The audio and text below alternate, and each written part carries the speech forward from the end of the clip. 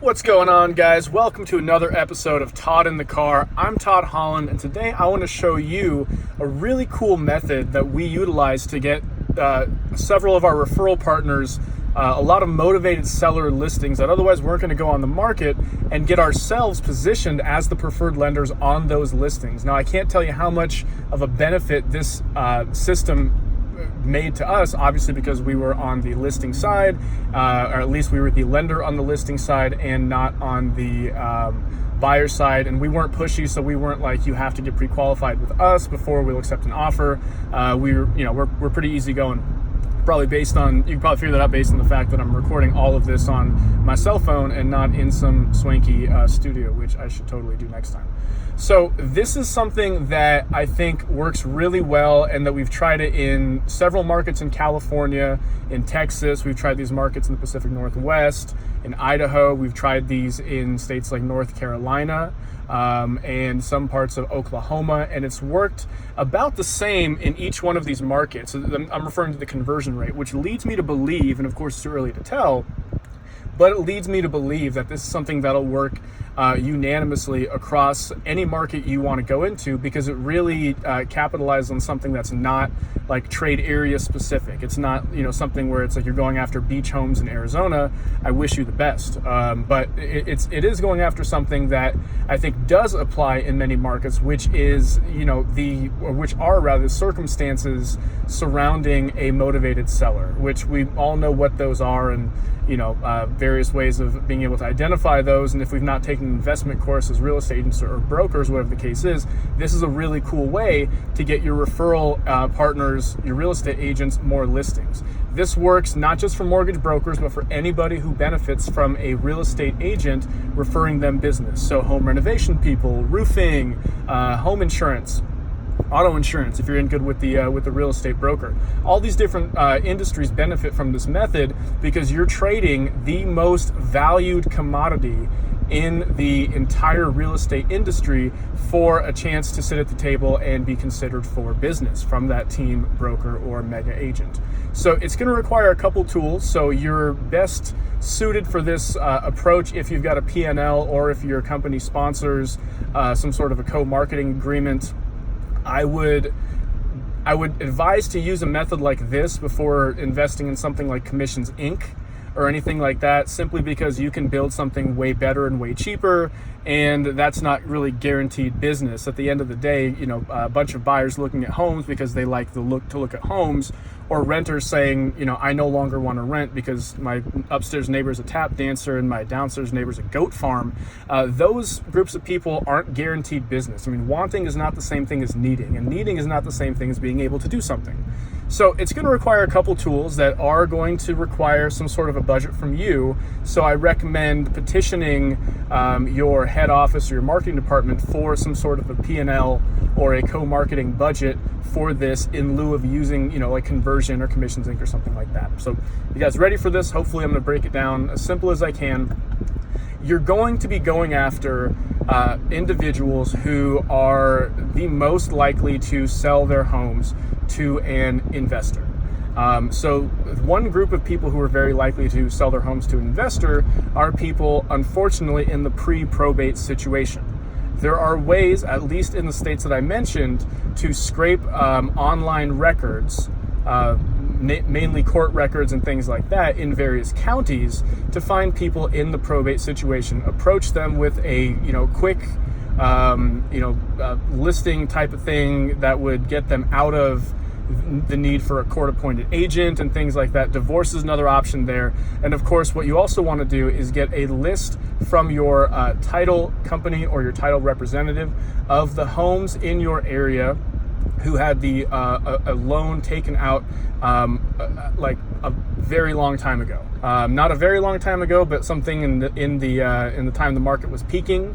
So pre-2008. So if they took out a loan in like 2006 and they've not refinanced, and the average price point of an area, because why wouldn't you? You're a local expert, and you see the loan is about $200,000 more than that amount. That's not a good person to go after with this method, because they don't even have enough to pay off their loan. However, if they've gotten a loan in that time frame, capitalize on the fact that values have gone up since the tank, since the values have crashed, and they've got a ton of equity in the home. That's really what you're searching for, is people with a lot of equity, right? You can't really look for, age-based demographics. So, going after elderly people, in my opinion, is not only, kind of morally questionable, it's also very difficult with this. So we're going to throw that method out of the book entirely and just go after people with a ton of equity who've not refinanced in a long time, but do have, maybe higher interest rate loans, or, situations in which, like, you can kind of tell by looking at data. Like if you have a starter home area and someone bought a home in that area with an FHA loan, first time home buyer loan,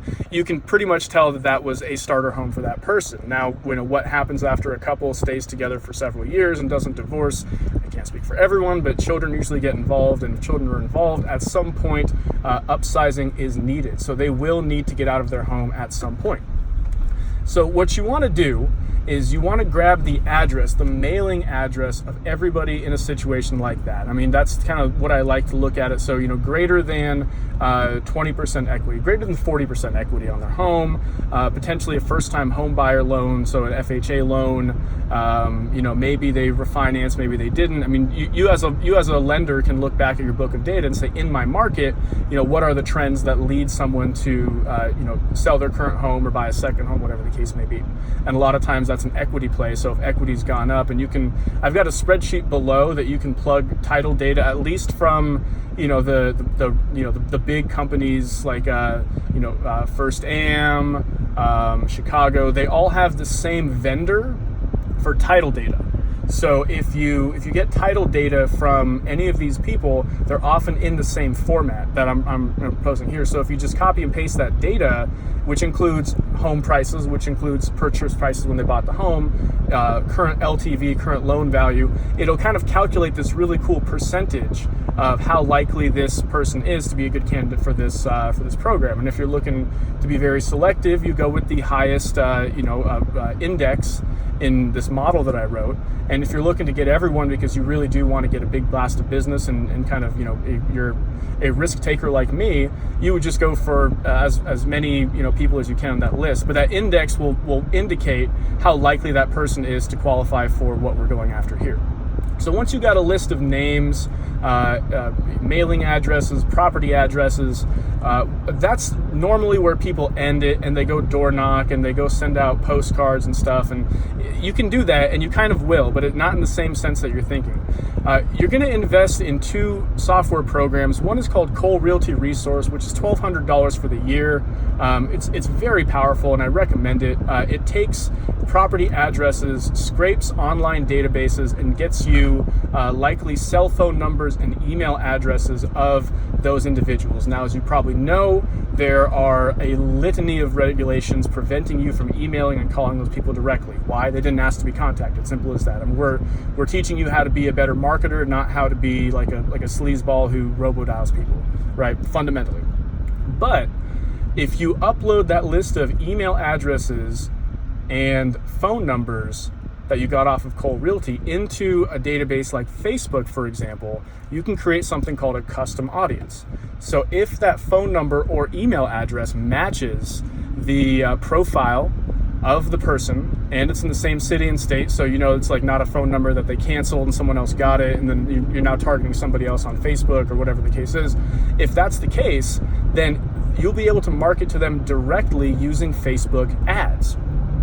So I would like to create those kinds of audience, and I like to create a lookalike audience based on that audience. And all a lookalike audience is, and I really shouldn't downplay by saying all, it's actually a very fundamentally amazing piece of technology where you're able to essentially, let me break it down. So on Facebook and any of these programs like social media, it's widely known that we are not the users, we are not the intended audience of that platform, we are the product. We are the product being sold to advertisers. It's a weird thing to think about, but it's 100% true. And because we're the product, Facebook did amazing diligence in breaking down the various components of what we like and what we don't like. This is called interest targeting. So as my profile on Facebook isn't, my experiences, it's not my posts, it's not my pictures, it's a list of interests that are applied to me based on activity I take online. Now, if I go on, several pet websites, Facebook will tag me as someone who's interested in pets. If I make a drunken political rant that doesn't make any sense, Facebook will tag me as either insane or political, which is the same thing. You do these things over the course of your duration of having an account, and you've got thousands and thousands of interests that kind of make up who you are. It's kind of scary. I'll show you guys how to find out what those interests are too if you're interested. But it's kind of scary, how that works. But it's also very practical, because if it works like that for you, it also works like that for the people you want to help on social media. So if you create a lookalike audience, you're able to create an audience that Facebook generates for you that matches 99% of the interest parameters in common between all of those, let's say, 400, 500 people in that, qualifying range of has this much equity and the housing, this much of a loan, and they had this loan type and all these different things. And so while we may not be able to target them, directly, we are able to target people who are 99% similar to people we already know are like that on social media. So that's a very effective model. So keep in mind, you want to do that, and there's videos in this program to show you how to do that. But you want to do that, and you want to run an ad specifically to them, showing how you can are you ready for a move up? You don't want to be that targeted, but you kind of understand why someone moves up, and then your creative reflects that why. So if in a certain market, for example, in Newport Beach, you buy a home on the peninsula when you're in your 40s and very wealthy, and then you move up to San Juan Capistrano when you're in your 70s and very wealthy. So it would be, kind of older people in a great deal of comfort and relaxing and like retirement-based images. If you are in, like I said, a first-time home buyer area, and a lot of people move out of that area because they, start families and need something larger, or, better school district, you have images and you have copy kind of geared toward that. You can't ever advertise directly this aspect of, are you starting a family? Because that violates fair housing law. You can't say, are you looking for a better school district? Because that's really targeted, and Facebook will know how you got that data and it'll flag your ad. But you kind of allude to it, kind of nuanced in many ways, and then you run this ad and get people to opt in and request more information about how much they can make off of selling their house. Home valuations don't work in as many markets as they used to, but in the markets where they do work in, that's a great thing to advertise. Otherwise, it's, for example, not everyone's a part of this brokerage, but a lot of them have similar programs. Keller Williams is coming out with an app that I'm aware of that will kind of, coincide with Nextdoor, the neighborhood social media site, Nextdoor, and in some fashion show like the best homes based on what AI driven. It's very complicated, but it's like what neighborhoods you want to move to, and it shows you the homes in neighborhoods like that but are still in that school district, and it's actually very cool. So whatever that is, you want to advertise that item. You may want to try the viral engagement method. We've done that and it's been incredibly successful. You always want to go with a hidden opt-in method with this kind of approach. You never want to go, give me your email address and I'll send you some information, or give me your phone number. The hidden opt-in method, you guys have plenty of videos on that. That's basically getting the opt-in without asking for the opt-in. So you essentially want to do that in some way, in some capacity. And so when you get the person to click through or engage or whatever the case is, as soon as they interact with your chatbot, or as soon as they download your app or whatever thing that we're tracking with our system, which you can do too. I say we're tracking with our system because we do build a lot of these, but this is designed so you can build your own and offer your own set of offerings to your referral partners without hiring someone. That's the whole point of this, right? So if you're tracking, for example, those things, you would then add that person to a CRM and tag them, right? So when you tag that person, you're basically saying this person asked for more information. So you'd get them with emails, you'd call them, but then you would get a different program called Handwritten. which is a very, very cool piece of software that I discovered a year ago when I was building out a framework for contacting people in a very warm way without, of course, being like this salesy dude who's like trying to, send out a bunch of like postcards, like blank postcards. Handwritten is one of those things where you're able to literally have a robot handwrite, based on certain handwriting styles comparable to yours, a note with like a gift card or a thank you letter, whatever the case is, signed by you, and it sends it automatically within a certain time frame to the prospect's address. So you hit them with several different approaches, and on the postcard you have a link where they can reach out to, like a contact form, whatever the case is, or an email. And if they do email that address, the automations that we have in place that we show you how to implement will then tag them further, showing that they not only received this card, but they asked for more information. And those are the people that you'll go and door knock, because that is the highest intent individual literally on the market to sell their home. So you've guaranteed their homeowners, you've guaranteed the fact that they're interested in selling their home, that they interacted with your ad, that they asked for more information, and that they've interacted with a postcard, so they're at that address right now receiving the mail and reaching out. And so that's when you go and you knock on the door and you kind of you solicit the listing in some way. Says, hey, by the way, I'm awesome, and please list with me. Don't say that. But if you teach your agent partners how to do this, or even if you do this for yourself, which I always kind of say, you can co-market with one team of agents, and then you're working on that project with that team of agents. But the other option is you can, and I actually prefer this, you can get this for yourself, figure out how to do it, and you can do this with an unlimited number of agents, whatever your budget allows for. Right? I mean, I know Cole Realty Resource allows you to, download 50,000 records a year. I guarantee there's not 50,000 homes in your market as a loan officer that qualify for this. So you're going to be reaching out to other markets and getting more referral partners, maybe on other parts of the state and whatnot. So it's really effective in that way. And so, looking at it like that, you're doing a number of things. So think about it. You're getting actual people who are in a position that, statistically, they sell their homes when they get to this amount of equity and they lived in it for this long, and you find averages. You should know the averages. If you don't know the averages, there's software in place that can help you get the averages in a certain zip code or market, whatever the case is. If you have that information, you can market directly to those people because you're putting them into Cole Realty Resource and you're getting their actual contact information outright, straight up, right?